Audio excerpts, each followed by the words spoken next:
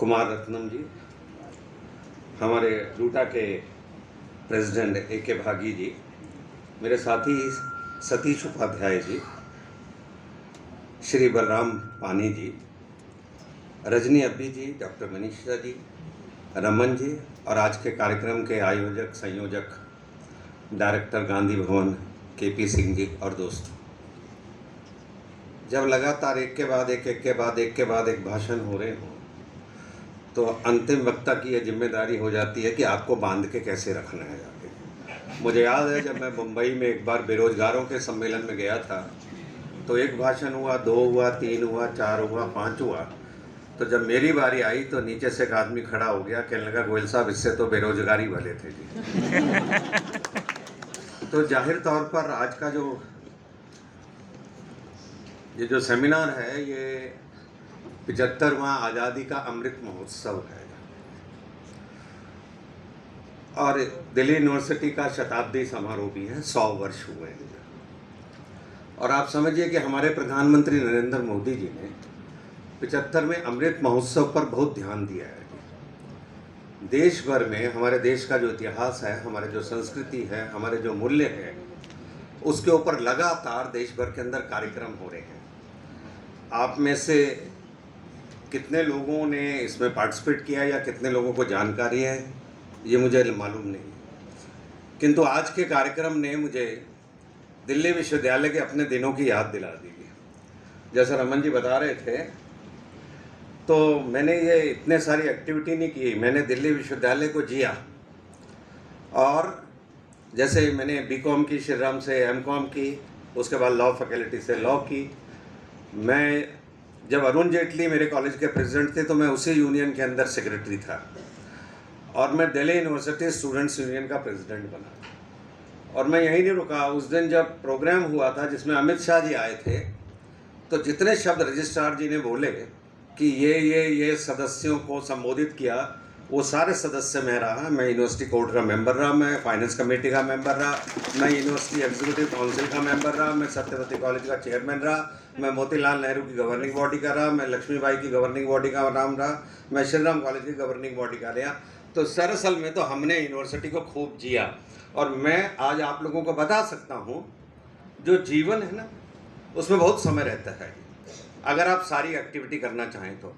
मैं national player था खो खो और बास्केटबॉल का जाके, और मैं NCC NSS सब के अंदर था जाके।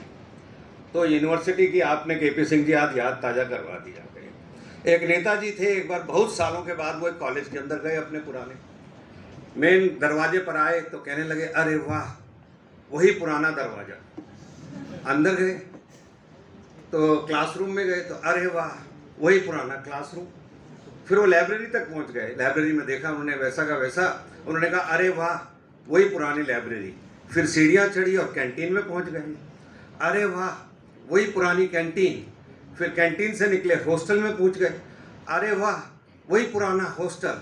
हॉस्टल में जाके उन्होंने कमरे का दरवाज़ा खोल दिया, अंदर एक लड़का लड़की के साथ बैठा था। लड़का बोला सर कज़न है, अरे वाह वही पुराना बहाना।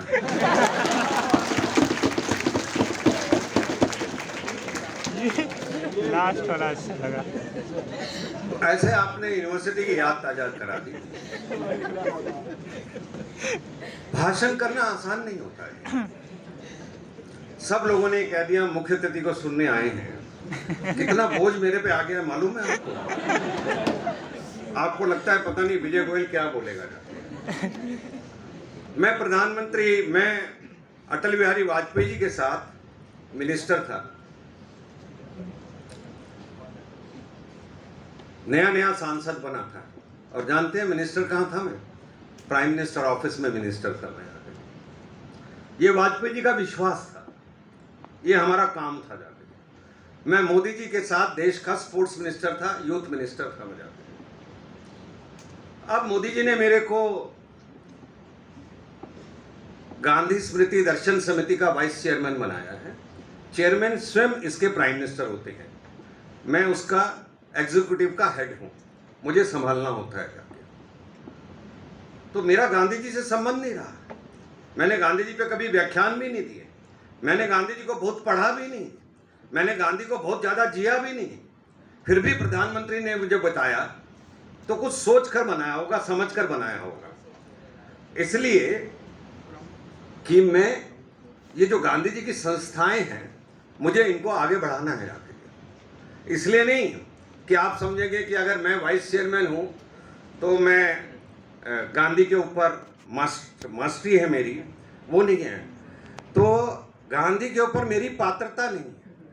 गांधी जी एक बार एक साहित्य सभा के अंदर गए थे, तो साहित्य सभा में जाने से पहले जिसने उनको इनवाइट किया था उसको उन्होंने कहा कि देखिए आप मुझे साहित्य की सभा में ले जा रहे हैं, किंतु मेरी उसकी पात्रता नहीं है, फिर भी आप मुझे ले जा रहे हैं। तो इसलिए सबसे बड़ी बात है, पात्रता होनी बड़ी आवश्यक है। और पात्रता किसे जानते हैं, जहाँ समझते हैं। भाषण देना आसान नहीं है। मैं जो आपके बीच में बोल रहा हूँ उसकी हर दूसरी लाइन मेरे अंदर जा रही है और पूछ रही है मेरे से, विजय गोयल जो तू इनको समझा रहा है, कह रहा है, वो तो खुद फॉलो करता है नहीं करता है। मैं आज जब बोल के चुकूंगा तो जाकर आप गूगल करेंगे, कहेंगे ये विजय गोयल कौन है, इसके बारे में जाने तो सही, इतना लंबा लेक्चर देकर गया है, ये फॉलो भी करता है या सिर्फ बताता है। आज जो टीचर पढ़ा रहा है, स्टूडेंट उसको फॉलो नहीं कर रहा है। आज जो नेता बोल रहा है, पब्लिक उसको फॉलो नहीं करती है। जाके पब्लिक इसलिए फॉलो नहीं करती है, नेता जो बोलता है वो करता नहीं है। गांधी की विशेषता थी, गांधी जो कहते थे वो करते थे, इसलिए गांधी की क्रेडिबिलिटी। गांधी क्या था, एक हाड़ मास का पुतला था। आप में से कोई भी आदमी गांधी बन सकता है। ये बात मैंने एक अपना केंद्र में मंत्री मेरे दोस्त थे, मैंने उनको कही आप भी गांधी बन सकते हैं जाके, और वो मेरी बात से कन्विंस हुए। जाके आप बांधो लो वोट, आप करो त्याग, आप करिए सेवा, तो आप गांधी बन जाएंगे। गांधी बनना कौन सा मुश्किल बात है जाके। पर कोई भी तो गांधी नहीं बनना चाहता, कोई भी भगत सिंह नहीं बनना चाहता। अगर बताइए, कोई हाथ खड़ा करिए, कोई बनना चाहता है तो उसका जैसा नाम कमाना चाहता है, उसकी जैसी पब्लिसिटी कमाना चाहता है, खड़ा कर दो। पर गांधी बनने की तरफ एक कदम भी नहीं आगे बढ़ता। गांधी कहते थे मैंने कोई सपने नहीं देखे थे नेता बनने के, जाके मैंने कोई सपना नहीं देखा था महात्मा बनने का। मैं सिर्फ एक एक कदम चलता था, एक एक पग चलता हूं, और एक एक पग चलते हुए मैं आगे बढ़ गया। गांधी की इंटरेस्टिंग चीजें सुनिए। लोगों ने गांधी को बोर बना दिया है, आप जानते हैं। गांधी को ऐसा सीरियस और गंभीर बना दिया है कि मानो गांधी पता नहीं क्या हो गया। गांधी पे रिसर्च हो रही है, गांधी पे अभी तक नई नई किताबें लिखी जा रही हैं, गांधी पर अभी तक डिबेट हो रही है। पहले तो पॉजिटिव डिबेट होती थी, अब गांधी के ऊपर नेगेटिव डिबेट हो रही है। गांधी को सोशल मीडिया में क्रिटिसाइज किया जा रहा है।